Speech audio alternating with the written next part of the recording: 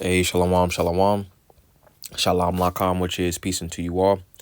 Ha'e rab tawab la atham za'ach yakam yawam on Chagadol Charlotte, which is good evening. This is your brother Yawam from the JMS camp in Charlotte. Nachamatam kaya hamalakot hashemayim kwa rav, repent ye, for the kingdom of heaven is at hand. Call halayim la la abanawa Yahweh bahasham Yahweh shai bahasham rocha hakodash wa mashana laza kwanim na wa malakim shar Chagadol, which is all praises to our Father Yahweh, which means He exists. Bahasham, and the name Yahweh Shai delivers. And double honors to the elders and apostles of Great Millstone. This is Habakkuk chapter 2 and verse 18, and it says, "What profiteth the graven image, that the maker thereof have graven it, the molten image, and a teacher of lies, that the maker of his work trusteth therein to make dumb idols." All right. So going back up to the top, it says, "What profiteth the graven image?" Ultimately, that word for profit goes into to benefit, or what avail. What help is a idol going to offer? All right, why did the maker of the idol ultimately make it? You see, because it only teaches lies. It only teaches things that those smooth things that make people feel good, but really it don't go back to any type of truth. It says that the maker of his work trusted therein to make dumb idols. Ultimately, these things don't speak.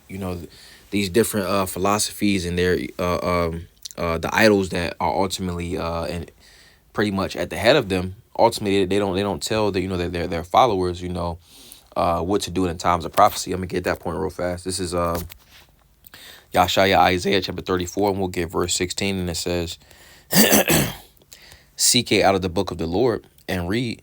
No one of these shall fail. None shall want her mate. For my mouth it hath commanded, and His spirit it hath gathered them." So ultimately, the scriptures ultimately speak of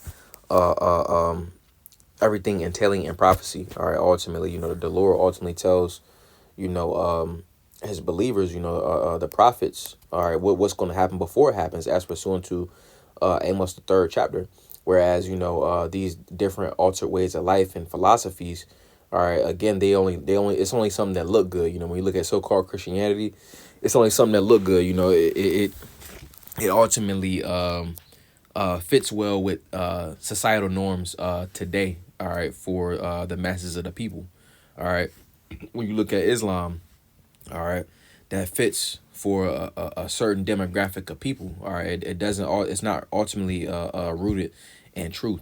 All right, going back to Habakkuk chapter 2, and we was at verse 18, and it says to make dumb idols, because the idols, ultimately they are essentially, again, rooted in truth. So it's not going to have any type of benefit. Going back up to the top of the verse, where it said, "What profiteth the graven image?" Because it don't have any type of benefit. All right, where it says dumb right here, it says alam, and it says mute, silent, dumb, unable to speak. They don't have any type of understanding. They can't communicate anything as pursuant to prophecy. They really can't communicate anything, but more specifically as concerning prophecy. All right. Again, these things are just something that appeals to the eye. All right. So continuing on, it says, "Woe unto him that saith to the wood, awake, to the dumb stone, arise, it shall teach. Behold, it is laid over with gold and silver, and there is no breath at all in the midst of it." All right, so destruction to those that ultimately entrust in that wood, which is so-called Christianity. It says, "Awake to the dumb stone." You got the cobblestone in Islam. It says, "Arise, it shall teach." It says, "Behold, it is laid over with gold and silver." So ultimately, when it goes, it says, "Arise, it shall teach." Ultimately, it's teaching that the followers of that specific way of life lies. All right, it says, "Behold, it is laid over with gold and silver." It's only something that appeals to the eyes. It's something that's shiny. All right, and ultimately, again, it fits along with the societal norms of those that want to be in the dark. It says, "And there is no breath at all in the midst of it." Ultimately, it's no understanding in these different ways of life. All right, that's why we got Isaiah 34:16. It says, "Seek ye out of the book of the Lord and read. No one of these shall fail." Because every prophecy is essentially going to occur. All right, and before they occur, the Lord essentially warns the believers. All right, so nevertheless, continuing on, we'll get Isaiah chapter we'll get Isaiah 44. All right, and we'll start at verse 9, and it says, the folly of idolatry. All right, folly goes into foolishness. All right, it says, It says, they that make a graven image are all of them vanity, and their delectable things shall not profit. It says, and they are their own witnesses. They see not nor know, that they may be ashamed. Who hath formed a power or a molten image, a molten a graven image that is profitable for nothing. These things ultimately are not going to have any type of benefit. It says, behold, all his fellows shall be ashamed. The followers of these different ways of life, they're going to be ashamed. Our NLT, it says, all who worship idols will be disgraced along with all these craftsmen, mere humans who claim they can make a god. They may all stand together, but they will stand in terror and shame. All right. So continuing on, it says, or running it back, verse 11 says, behold, all his fellows shall be ashamed, and the workmen, they are of men. Let them all be gathered together. Let them stand up. Yet they shall fear, and they shall be ashamed together. It says, the smith with the tongs both worketh in the coals, and fashioneth it with hammers, and worketh it with the strength of his arms. Yet he is hungry, and his strength faileth. He drinketh no water, and is faint. Are ultimately going into the process of how different individuals make idols. So it says, verse 13, the carpenter stretcheth out his rule, he marketh it out with a line, he fitteth it with planes, and he marketh it out with the compass, and maketh it after the figure of a man, according to the beauty of a man, that it may remain in the house. It says, he heweth him down cedars, and taketh the cypress and the oak, which he strengtheneth for himself among the trees of the forest. He planteth an ash, and the rain doeth nourish it. It says, then shall it be for man to burn, for he will take thereof, and warm himself. Yea, he kindleth it, and baketh bread. Yea, he maketh a god, and worship it. He maketh it a graven image, and falleth down thereto. He burneth part thereof in the fire. With part thereof he eateth flesh. He roasteth roast, and is satisfied. Yea, he warmeth himself, and saith, aha, I am warm, I have seen the fire. And the residue thereof he maketh a power, even his graven image. He falleth down unto it, and worship it, and prayeth unto it, and saith, deliver me, for thou art my power. They have not known nor understood, for he hath shut their eyes, that they cannot see, in their hearts, that they cannot understand. Ultimately, the deceived and the deceiver are his. All right. I'm going to get that real fast.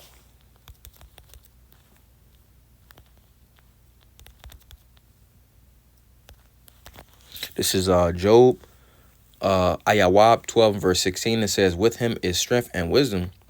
The deceived and the deceiver are his. I'm reading down from verse 15, and it says, behold, he withholdeth the waters, and they dry up. Also, he sendeth them out, and they overturn the earth. With him is strength and wisdom. The deceived and the deceiver are his, and it's talking about the Lord. All right, going back up to right here, it says Job speaks of the power of the Most High. All right, and the deceived and the deceiver are the Lord's. Because ultimately, they are serving the Lord's purpose. All right, now going back to Isaiah, Yeshaya chapter 44, and we were at verse 18. All right, running it back, it says, they know not, they have not known nor understood, for he has shut their eyes that they cannot see, in their hearts that they cannot understand. So ultimately, again, the deceived and the deceiver are his. Ultimately, the Lord has those that are deceived playing out that lot, and ultimately they're being deceived, you see, because they're trusting on something that's not even real. All right. Hence JC, hence, those are the followers of Islam, they can't ultimately see that these things don't have any type of benefit. All right. They just ultimately are the Lord ultimately has them, has that veil over their eyes, to where, they're choosing the things that don't have no type of benefit. All right, verse 19, it says, and none considereth in his heart, and in the mind, it says, neither is there knowledge nor understanding to say, I have burned part of it in the fire, yet also I have baked bread upon the coals thereof. I have roasted flesh and eaten it. And shall I make the residue thereof an abomination? Shall I fall down to the stock of a tree? They're not really considering that. I'm gonna read this in the NLT, and it says the person who made the idol never stops to reflect why it's just a block of wood. I burned half of it for heat and used it to bake my bread and roast my meat. How can the rest of it be a power? Should I bow down to worship a piece of wood? Again, all these different off doctrines and ways of life. All right. So going back, it says in which a A good example of that, of course, is so-called Christianity, Islam, but then also things like Buddhism. They have they have those little wooden statues, some philosophies and in Moab's land, they have those little statues and stuff like that. But ultimately, they don't, those that follow those ways of life, they don't really sit and reflect and say, hey, this is made of something. This is man made, pretty much. This is something that was made up. This isn't coming from you know the scriptures. They ultimately don't consider that, hey, this isn't reality. All right, they don't consider that it's a deception that's in their, in their what they're relying on. All right, verse 20 says, "He feedeth on ashes; a deceived heart hath turned him aside, that he cannot deliver his soul, nor say, Is there not a lie in my right hand?" So they're that deceived that they can't understand that what they're relying on, because your right hand ultimately is the hand that ultimately generally people are right-handed. So if it's in the right hand, that mean that's the right hand man. That's what you rely on. So the those that are deceived, ultimately what's in their right hand, what they rely on is really a lie. It's a deception. You have jakes, that are so-called heavily into the scriptures, you see, but in their houses, or they have a picture of a pale face, blue-eyed devil on the wall, with blonde hair, when it clearly says in Revelation, the first chapter, the detailed description of the Lord Yahweh Shai. All right, but ultimately, they don't really consider, hey, this is something that's made up. They don't consider that, hey, they're relying on something that's a lie. All right, so I got a few more, and that'll be it. This is First Samuel, First Shamwa Allah. All right, chapter 1, or excuse me, chapter 5, and we'll get verse 1. And it says, "And the Philistines took the ark of the Most High and brought it from Ebenezer unto Ashdod. When the Philistines took the ark of the Most High, they brought it into the house of Dagon and set it by Dagon," in which Dagon, it was an idol. All right, and it will be pronounced Dagwan. All right, and it says, "A Philistine deity of fertility, represented with the face and hands of a man and the tail of a fish." All right, in which this is a picture of it right here. All right, and he's known for the little cap right here, and that's why the popes, they actually because they'll remix and recycle different idols. That's pretty much what this is symbolic of, the little hat that the popes be wearing. It's supposed to symbolize the idol Dagon. All right, but going back, it says let me see, I'll read some of this. It says, diminutive, little fish, then used lovingly, dear and honored fish.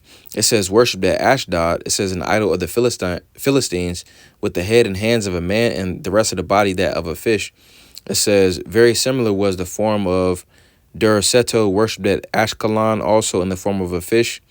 It says, as to the worship of fishes in these countries.